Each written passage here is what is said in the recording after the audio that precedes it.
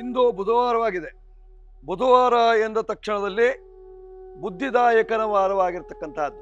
ಮಹಾಗಣಪತಿ, ಸರಸ್ವತಿ ಅಥವಾ ದಕ್ಷಿಣಾಮೂರ್ತಿ ಅವರ ಅನುಗ್ರಹವನ್ನು ಪಡೆಯುವಂಥ ಒಂದು ವಿಶೇಷವಾದಂತಹ ದಿವಸ. ಯಾರಿಗೆ? ವಿದ್ಯಾರ್ಥಿಗಳಿಗೆ ಅನುಕೂಲವನ್ನು ಮಾಡಿಕೊಡುವಂತಹ ದಿವಸವಾಗಿದೆ. ಪ್ರತಿಯೊಬ್ಬನಿಗೂ ವಿದ್ಯೆ ಬೇಕು. ಪ್ರತಿಯೊಬ್ಬನು ಜೀವನ ಪೂರ್ತಿ ವಿದ್ಯೆಯನ್ನು ಕಲಿತಾ ಇರ್ತಾನೆ. ಅದಕ್ಕೋಸ್ಕರವಾಗಿ ನಾವು ಶ್ರಮ ಪಡಬೇಕಾಗ್ತದೆ. ಆ ಶ್ರಮ ಎಲ್ಲಿ? ಮನೆಯಲ್ಲಿ ಶ್ರಮ ಪಡುವುದು ಯಾವ ಜಾಗ? ಈಶಾನ್ಯ ಭಾಗ. ಆ ಈಶಾನ್ಯ ಭಾಗವೇ ಈಶಾನ್ಯ ದಿಕ್ಕು, ಅರ್ಥಾತ್ ದೇವಮೂಲೆ ಅಂತ ಹೇಳ್ತೇವೆ ನಾವು. ಆ ದೇವಮೂಲೆಯ ಭಾಗವು ವಿದ್ಯಾಭಾಗವಾಗಿರ್ತಕ್ಕಂಥದ್ದು.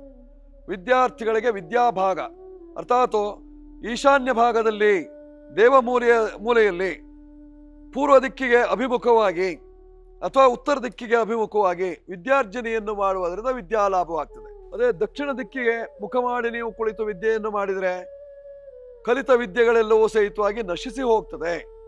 ಪಶ್ಚಿಮ ದಿಕ್ಕಿಗೆ ಮುಖ ಮಾಡಿ ಕುಳಿತು ವಿದ್ಯೆಯನ್ನು ಓದಿದರೆ ಮಕ್ಕಳು ಮರೆತು ಹೋಗುವ ಸಾಧ್ಯತೆ ಜಾಸ್ತಿ ಇದೆ.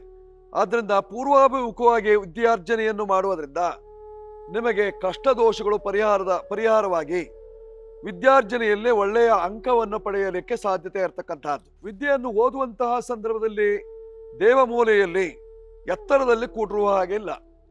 ಅದು ಸ್ವಲ್ಪ ತಗ್ಗಿನ ಪ್ರದೇಶವಾದ್ದರಿಂದ, ದೇವಮೂಲೆಯೇ ತಗ್ಗಿನ ಪ್ರದೇಶವಾದ್ದರಿಂದ ಸ್ವಲ್ಪ ನೀವು ಕೆಳಗೆ ಸಾಧಾರಣವಾಗಿ ಚಕ್ಕಳ ಪಕ್ಕಳವನ್ನು ಹಾಕಿಕೊಂಡು ಕುಳಿತುಕೊಳ್ಳುವುದರಿಂದ ಸ್ವಸ್ತಿಕಾಸನ, ಅದಕ್ಕೆ ಸ್ವಸ್ತಿಕಾಸನ ಹೇಳುವಂಥ ಹೆಸರು. ಆ ಸ್ವಸ್ತಿಕಾಸನದಲ್ಲಿ ಕುಳಿತು ವಿದ್ಯಾರ್ಜನೆಯನ್ನು ಮಾಡುವುದರಿಂದ ನಿಮಗೆ ಒಳ್ಳೆಯ ವಿದ್ಯೆ, ಓದಿದ್ದೆಲ್ಲ ನೆನಪಿರ್ತದೆ. ಆ ನೆನಪಿನ ಮೂಲಕವಾಗಿ ಒಳ್ಳೆಯ ಅಂಕವನ್ನು ಪಡೆಯಲಿಕ್ಕೆ ಸಾಧ್ಯತೆ ಇರತಕ್ಕಂತಹದ್ದು. ಅದು ಪೂರ್ವ ದಿಕ್ಕಿಗೆ ಮುಖ ಮಾಡಿ ಕೂಟುವುದರಿಂದ. ಪೂರ್ವ ದಿಕ್ಕಿಗೆ ಇಂದ್ರನೇ ಅಧಿಪತಿಯಾಗಿದ್ದಾನೆ. ಸೂರ್ಯನು ಪೂರ್ವ ದಿಕ್ಕಿನಲ್ಲೇ ಉದಯಿಸ್ತಾನೆ. ಅವನ ಕಿರಣಗಳ ಪ್ರಭೆಗಳು, ರಶ್ಮಿಗಳು ಪೂರ್ವ ದಿಕ್ಕಿನ ಮೂಲಕವಾಗಿ ನಿಮ್ಮನ್ನು ಪ್ರವೇಶ ಮಾಡಿ ನಿಮಗೆ ಚೈತನ್ಯವನ್ನು, ವಿದ್ಯಾ ಚೈತನ್ಯವನ್ನು ಹೆಚ್ಚಿಸುವಂತಹ ಸಾಧ್ಯತೆ ಇರತಕ್ಕಂಥದ್ದು. ಜೊತೆಯಲ್ಲಿ ಉತ್ತರಾಭಿಮುಖವಾಗಿ, ಕೆಲವರಿಗೆ ಪೂರ್ವಾಭಿಮುಖವಾಗಿಲ್ಲ, ಉತ್ತರಾಭಿಮುಖವಾಗಿ ನಮ್ಮ ಮನೆಯ ಬಾಗಿಲಿದೆ, ಸಂತೋಷ. ಆ ಉತ್ತರಾಭಿಮುಖವಾಗಿ ನೀವು ಕುಳಿತುಕೊಂಡು ಓದ್ತೀರಿ ಅಂತಾದರೆ ಉತ್ತರ ದಿಕ್ಕಿಗೆ ಅಧಿಪತಿ ಕುಬೇರನಾಗಿದ್ದಾನೆ. ಅದೇ ಈಶಾನ್ಯ ಭಾಗಕ್ಕೆ ಸ್ವಲ್ಪ ಹೊರಳೆ ಕುಳಿತುಕೊಂಡ್ರೆ ಅದಕ್ಕೆ ದಕ್ಷಿಣಾಮೂರ್ತಿಯೇ ಅಧಿಪತಿಯಾಗಿದ್ದಾನೆ. ದಕ್ಷಿಣಾಮೂರ್ತಿ ವಿದ್ಯಾದಿ ದೇವತೆ. ಅವನ ಅನುಗ್ರಹವನ್ನು ಪಡೆದುಕೊಳ್ಳುವುದರಿಂದ ವಿದ್ಯೆ ಸುಲಲಿತವಾಗಿ ಬರ್ತದೆ. ಆ ವಿದ್ಯೆಯು ನಿರಂತರವಾಗಿರಲಿಕ್ಕೆ ಸಾಧ್ಯತೆ ಇದೆ. ಜೊತೆಯಲ್ಲಿ ಪ್ರಕಾಶಮಾನವಾದಂತಹ ವಿದ್ಯೆಯನ್ನು ಪಡೆಯಲಿಕ್ಕೆ ಸಾಧ್ಯತೆ ಇರತಕ್ಕಂತಹದ್ದು. ಈಗ 1, 2, 3, 4, 5 ಡಿಗ್ರಿಗಳನ್ನೆಲ್ಲ ಮಾಡ್ಕೊಳ್ತೀರಿ. ಅಂಥವರಿಗೆ ಎಲ್ಲರಿಗೂ ಸಹಿತವಾಗಿ ಮಾಡಿಕೊಳ್ಳಬೇಕು ಅನ್ನುವಂಥ ಆಸೆ ಇರತಕ್ಕಂಥವರಿಗೆ ಉತ್ತರಾಭಿಮುಖವಾಗಿ ಈಶಾನ್ಯ ಭಾಗದಲ್ಲಿ ಕುಳಿತುಕೊಂಡು ಓದುವುದರಿಂದ ನಿಮಗೆ ಅದ್ಭುತವಾದಂತಹ ವಿದ್ಯಾಜ್ಞಾನವನ್ನು ಪಡೆದುಕೊಳ್ಳಲಿಕ್ಕೆ ಸಾಧ್ಯತೆ ಇರತಕ್ಕಂಥದ್ದು. ಅದನ್ನು ಪಡೆದುಕೊಳ್ಳಿ.